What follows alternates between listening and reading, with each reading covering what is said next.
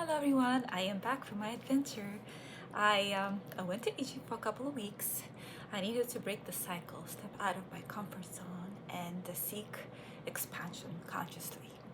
So I wanted to go to Egypt back in 2024, but I had a huge block of fear. And I was absolutely blocked by it. So I compromised with myself to meet my fear halfway because that's what I was capable of at the time. And I traveled abroad also to Ibiza and to England and to Germany to make a family connection that I've missed out on over the years and set things right. And then when the opportunity came up again to go to Egypt on a sacred divine union retreat, it's a meditative spiritual retreat with 30 something more people, mostly women, but there were a couple of men as well. And we arrived to Cairo, and then we spent a couple of days there, and then we flew to Aswan and stayed a couple of days there, and then traveled by river cruise to Luxor, stopping on the way at sacred sites, visiting pyramids and temples, doing lots of meditations and activations and receiving energies of the earth and light codes. So it was beautiful, and I had to stay in energy of here and now, especially because I'm out of my pattern, out of my routine traveling. I had to trust that I will be safe, especially given what's going on in the area. There were even some doubts before I went if the trip is going to happen or not. But thankfully, everything went very smooth. I've been feeling very safe, like I was in a sacred container, like I was being held by my guides, by divine energies, and also the tour was supported and guided. So I was met at the airport, and I was dropped off at the airport, and the entire time I was with the groups. I didn't take any individual journeys. We went together, as all of us, and it was hard because I'm an introvert, but I had to spend time with all these people, and a lot of conversations with small groups and one-to-one. That's where I excel. But even that, after a while, was challenging because there's so much talking and sharing. And after a while, the old stories that we would share with each other no longer seemed that important.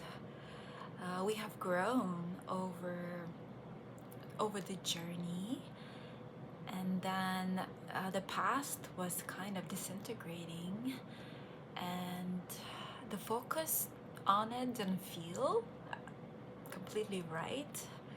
I didn't have a desire to talk about it much anymore, and then the new was still unknown and undefined, so all we had is now.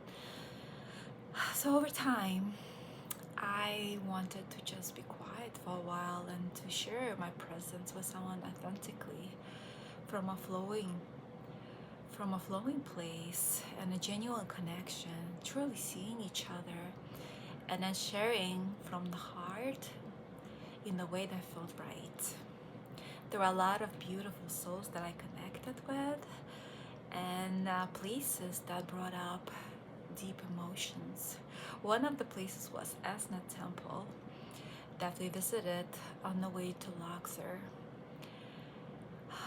The moment we stepped out of the boat and walked past the market, the market sellers were very aggressive in Egypt.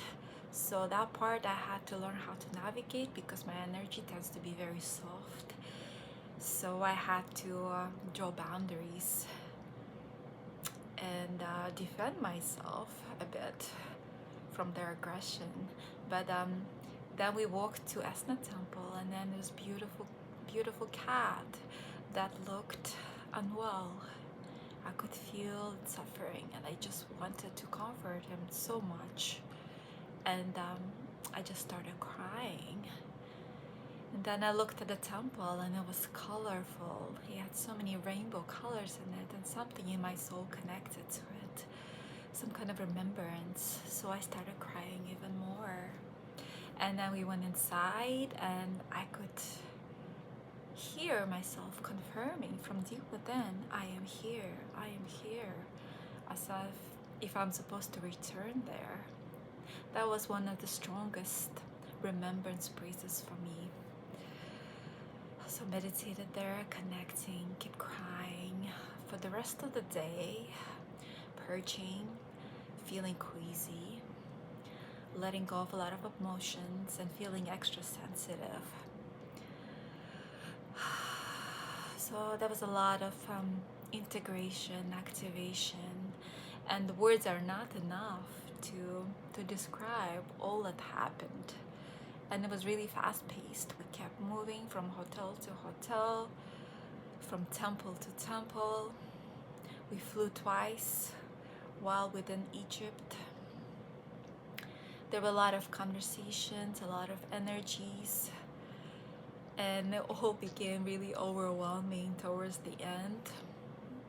So I had to really sit with myself in that silence and to accept all parts of myself.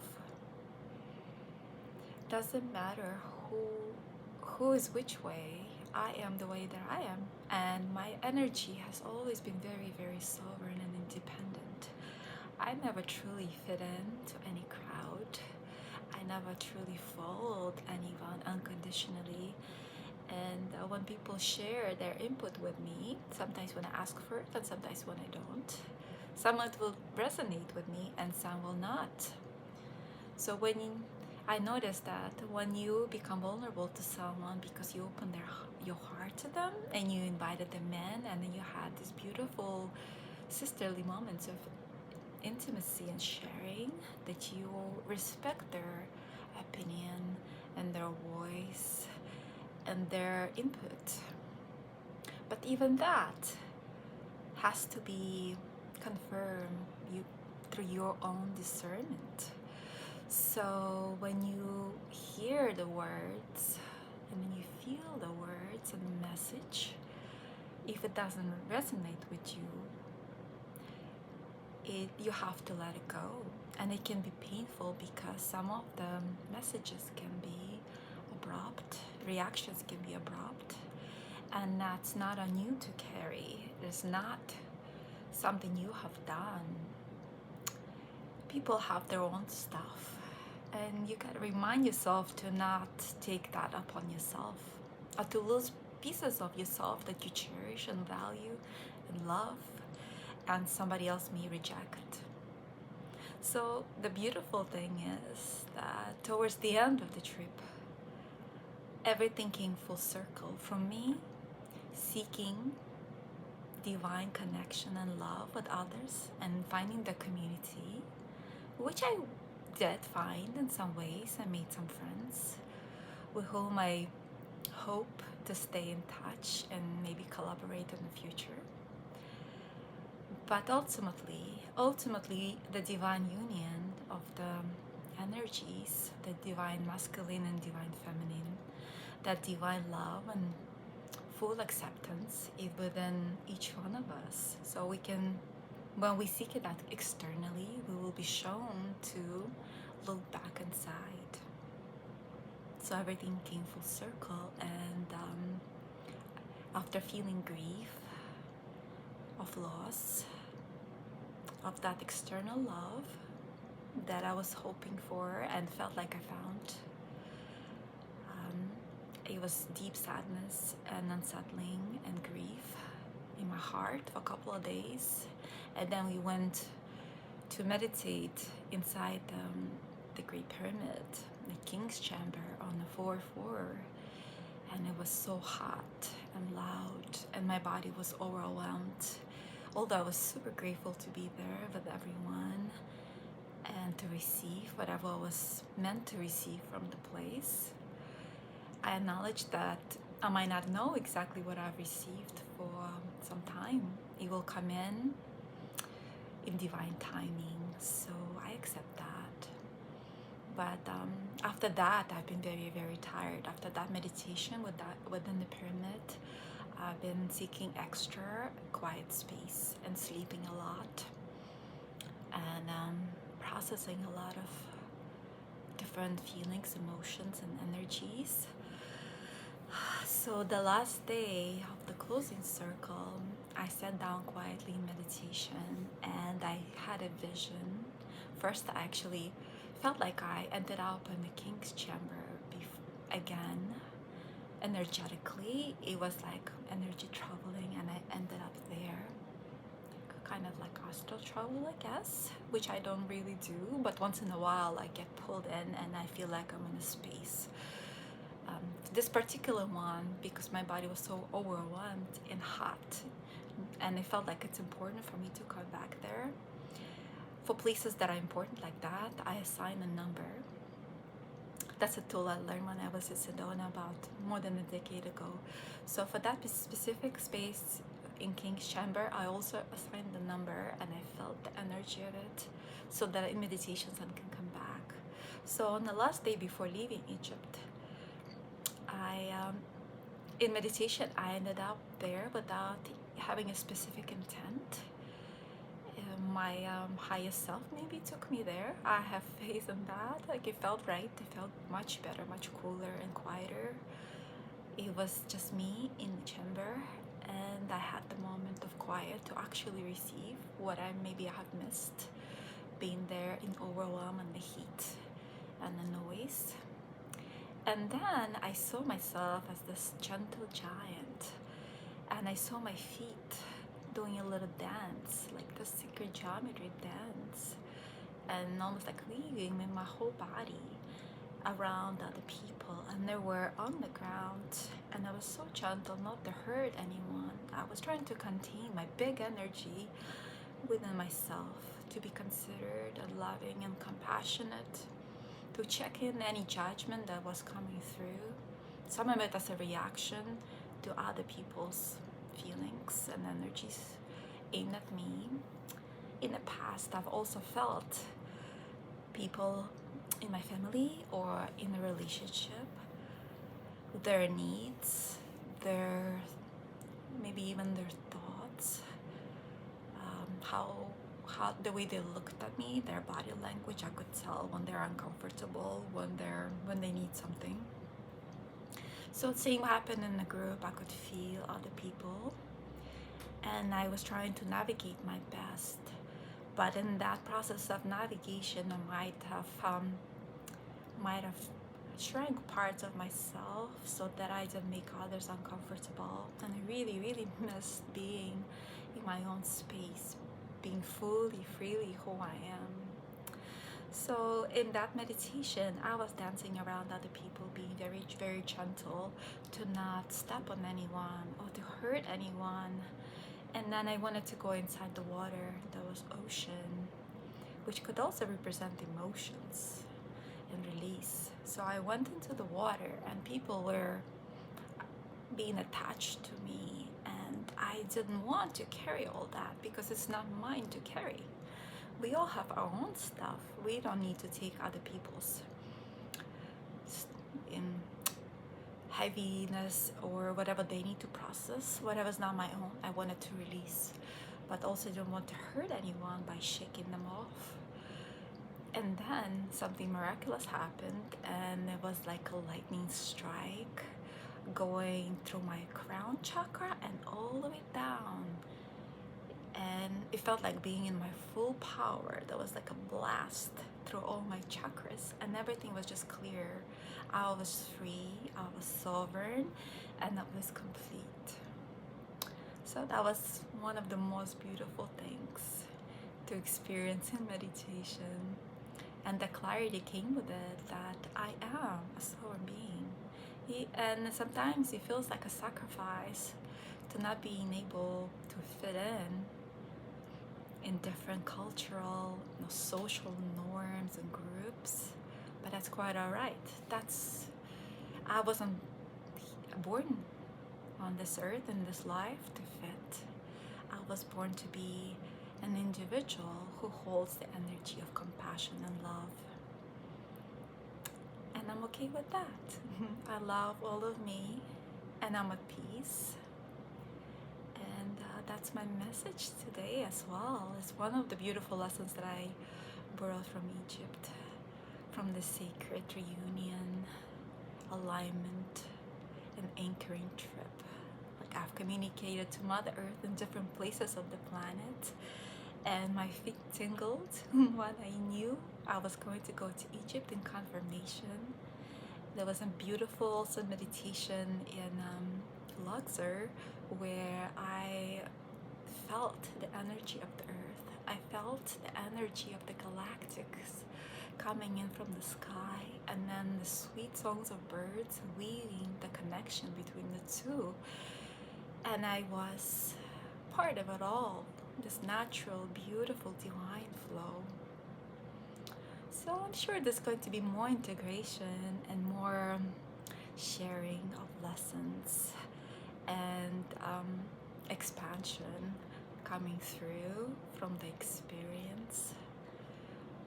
And I'm so very grateful for it all, and to be safe and to be back home in my quiet space, and for the beautiful, beautiful people that I've met.